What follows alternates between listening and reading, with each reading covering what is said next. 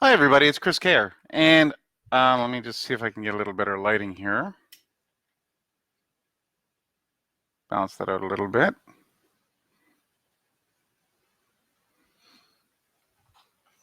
Very bright in here today. Anyhow, so I've started this process. I'm going to try and bring one every day or so of a new story, or a story that might be new to you, about dragons and their rules of success in life, and how that can help you with your life or your business.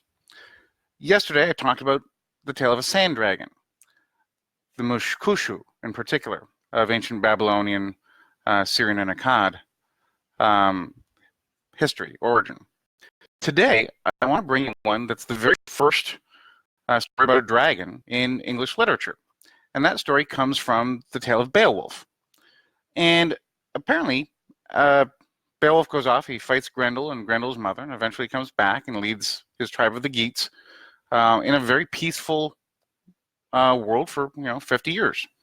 Now remember, this is around 1000 AD, 925 to 1000 AD is when the poet who wrote Beowulf wrote his manuscript. So somewhere before that would have been when this took place, according to a timeline, right? So let's say that would be 850, more or less, AD. So in 850 AD, a man lived roughly 15 to 20 years to go take on Grendel and Grendel's mom. Sounds like Stacy's mom. There should be an equivalent medieval song that went with that, but nevertheless, I took on Grendel and Grendel's mom, and then he leads this tribe for 50 years of peace after that. So we're talking mid-60s to mid-70s. That was ancient in those days. Men rarely lived past 25 or 30. And again, women often the same age group, depending on childbirth deaths and plagues and whatnot that went through. So lifespans were not really that strong. But here is the leader of the Geats. He's 65, 75 years old. And a slave, because that was common at the time, all through the channels, and they'd go conquer some village someplace and take a bunch of guys slaves as part of their plunder. Anyway, a slave decided he'd wander off on his downtime and went up the hill to a neighboring hill where a dragon lived and stole a cup, a gold cup. The dragon took it personally and started destroying local villages and eating people and being generally a pain in the neck in revenge. So Beowulf thought about it, talked about it with his guys, and wasn't seeing a whole lot of volunteers ready to go fight the dragon.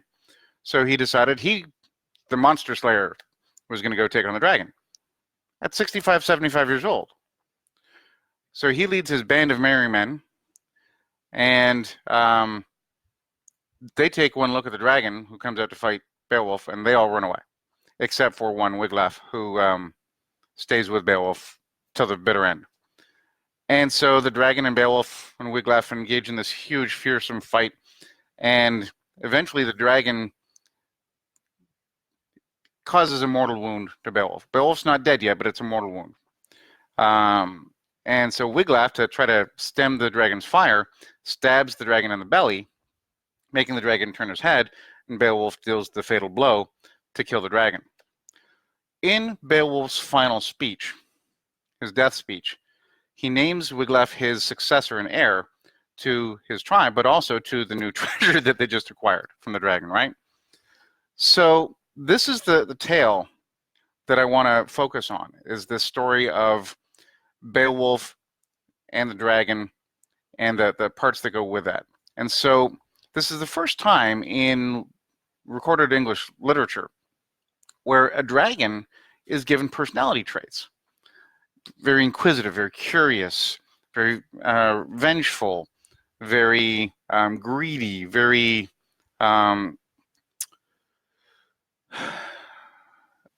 easily tweaked, right? And so we start to see the personality of the dragon and how easily its feelings are hurt, right? How sensitive it is, how easily it's taunted, that it hasn't, even though it's survived all the centuries and amassed this great wealth, being wise in stewarding it and accumulating it and whatnot, one little setback, and that particular dragon lost everything. Instead of deciding that, well, yes, it's not good that it lost the cup, but, well, I'll go demand tribute from the town, right? Or I'll negotiate something, or I'll make it up on my next feast of travelers as they run down the hill or whatever. Instead of thinking long term and being wise about it, that particular dragon decided to be petty, decided to be vengeful, decided to act in a way that exposed itself to unnecessary risk over a negligible short-term setback.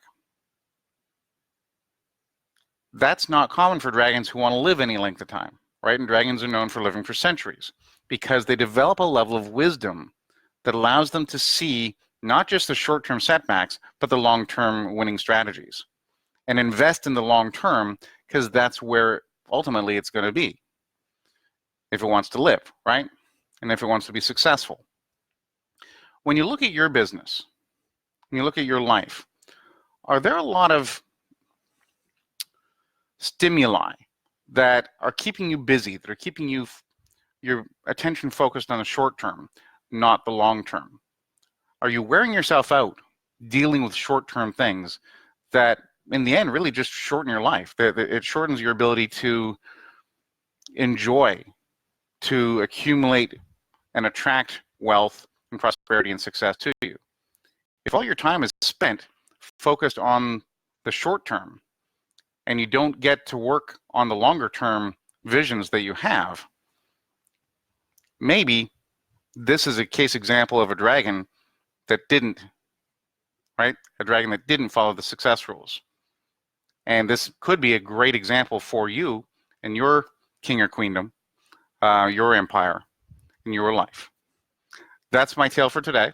Thanks so much for watching. Again, I'm Chris Cayer with Dragon Tales. Have a great day.